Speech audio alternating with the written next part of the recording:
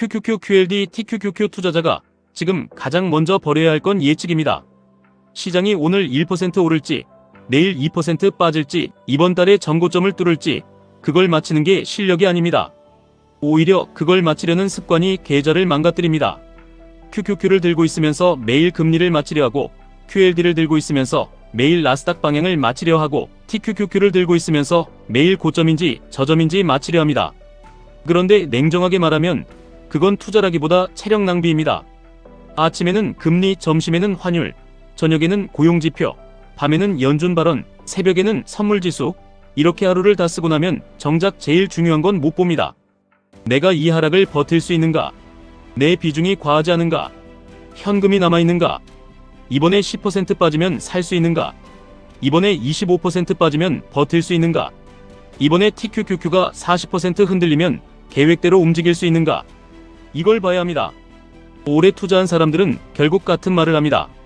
적절한 자산을 사서 깔고 앉아있던 사람들이 마지막에 이겼습니다. 큰 돈을 번 사람은 매일 맞힌 사람이 아닙니다. 무서운 날에도 팔지 않았고, 좋은 가격이 왔을 때 살 수 있었고, 나머지 시간에는 아무것도 하지 않았던 사람입니다. 이 아무것도 안함이 진짜 어렵습니다. 계좌가 1억일 때 10% 빠지면 1천만 원입니다. 계좌가 3억일 때 10% 빠지면 3천만 원입니다. 계좌가 5억일 때 10% 빠지면 5천만 원입니다. 숫자로 보면 그냥 10%지만 내 계좌에서 보면 월급 몇 년치가 하루 이틀 사이에 사라지는 것처럼 보입니다.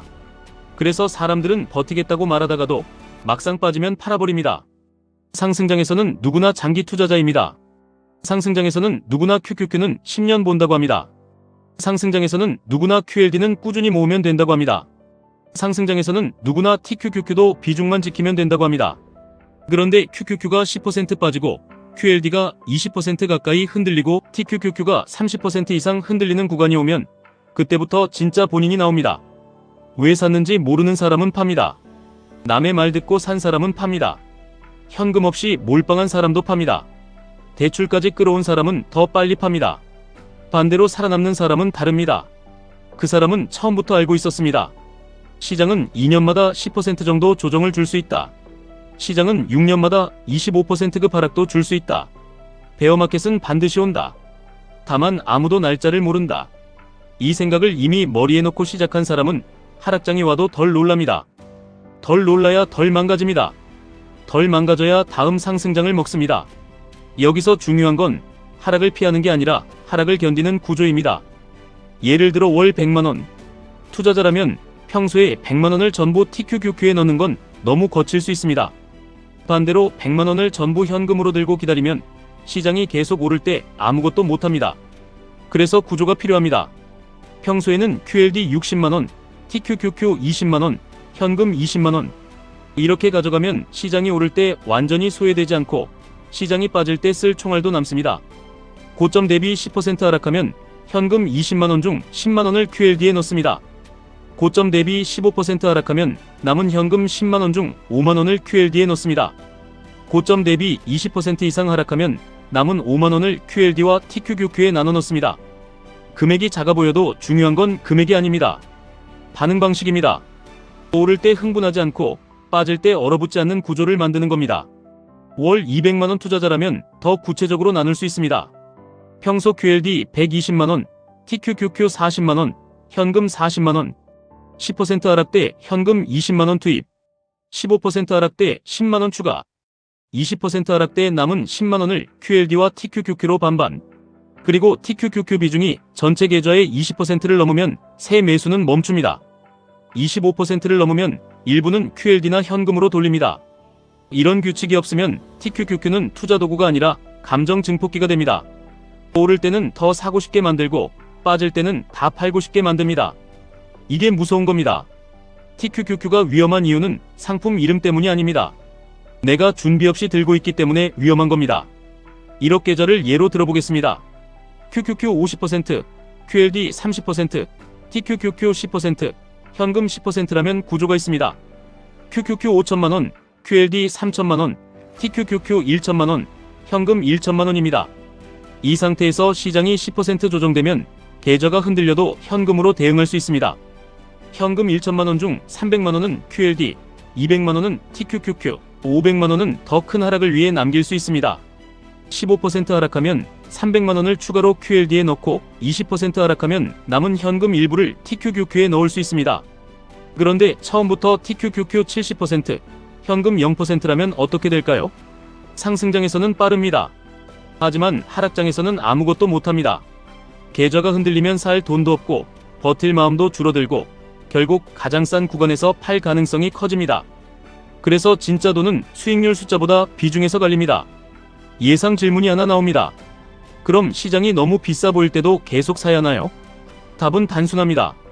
무리해서 사지 말고 끊기지는 마셔야 합니다. 비싸 보이면 매수 속도를 줄이면 됩니다. 예를 들어 월 100만원 중 QLD 60만원을 40만원으로 줄이고 현금을 40만원으로 늘릴 수 있습니다. 하지만 영원으로 멈추지는 않는 게 중요합니다. 왜냐하면 시장은 비싸 보일 때 더 오를 수 있고 빠질 것 같을 때 계속 올라갈 수 있기 때문입니다.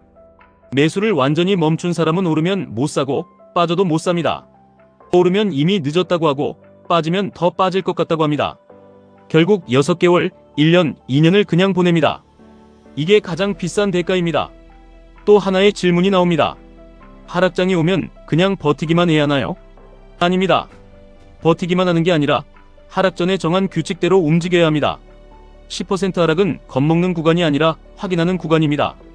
15% 하락은 비중을 점검하는 구간입니다. 20% 하락은 준비된 사람에게 기회가 되는 구간입니다. 25% 하락은 처음부터 계획이 없던 사람을 시장 밖으로 밀어내는 구간입니다. 이 차이를 알아야 합니다. 하락장은 모두에게 똑같이 오지만 결과는 다릅니다. 현금 없는 사람에게는 공포입니다. 현금 있는 사람에게는 할인입니다. 규칙 없는 사람에게는 붕괴입니다. 규칙 있는 사람에게는 기회입니다. QQQ, QLD, TQQQ 투자에서 가장 위험한 착각은 내가 시장을 맞힐 수 있다고 믿는 겁니다. 금리도 못 맞춥니다. 환율도 못 맞춥니다. 다음 CPI도 못 맞춥니다. 다음 FOMC도 못 맞춥니다. 연준도 데이터가 나와야 움직입니다. 그런데 개인 투자자가 밤새 기사 보고 댓글 보고 전문가 의견 보고 다음 3개월 시장을 완벽하게 맞추겠다는 건 말이 안 됩니다. 경제 공부를 14분 했다면 12분은 낭비였다는 말이 있습니다. 세게 들리지만 핵심은 분명합니다. 공부하지 말라는 게 아닙니다. 예측 공부에 계좌와 시간을 다 태우지 말라는 겁니다. 진짜 공부는 이것입니다. 내가 10% 손실해서 어떤 행동을 하는지, 내가 25% 손실해서 잠을 잘 수 있는지, 내가 TQQQ를 들고도 가족과 일상을 유지할 수 있는지, 내가 남의 계좌를 보고 흔들리지 않는지, 내가 매달 100만원을 3년, 5년, 10년 반복할 수 있는지, 이게 진짜 실력입니다. 좋은 자산을 사고 싶었는데 140달러에서 6달러로 떨어진다면 준비된 사람에게는 엄청난 기회일 수 있습니다. 하지만 준비 없는 사람에게는 절대 기회가 아닙니다. 왜냐하면 그 사람은 140달러에서 사고 80달러에서 불안해지고 40달러에서 후회하고 20달러에서 손절하고 6달러에서는 다시는 주식 안 한다고 말하기 때문입니다. 반대로 준비된 사람은 다릅니다. 처음부터 한 번에 사지 않습니다. 140달러에서 일부만 사고 100달러에서 조금 더 사고 70달러에서 더 사고 40달러에서는 현금과 비중을 다시 보고 20달러 이하에서는 살아남은 자금으로 기회를 봅니다. 차이는 예측이 아닙니다. 분할입니다. 현금입니다. 비중입니다. 그리고 기다리는 힘입니다. QQQ는 오래 버티는 사람에게 시간을 줍니다. QLD는 그 시간을 더 강하게 증폭시키지만 흔들림도 같이 줍니다. TQQQ는 가장 빠른 대신 가장 먼저 사람의 약점을 찌릅니다. 그래서 TQQQ를 들고 있다면 반드시 숫자로 관리해야 합니다. 전체 계좌의 10%면 공격적인 도구입니다. 20%면 이미 강한 배팅입니다.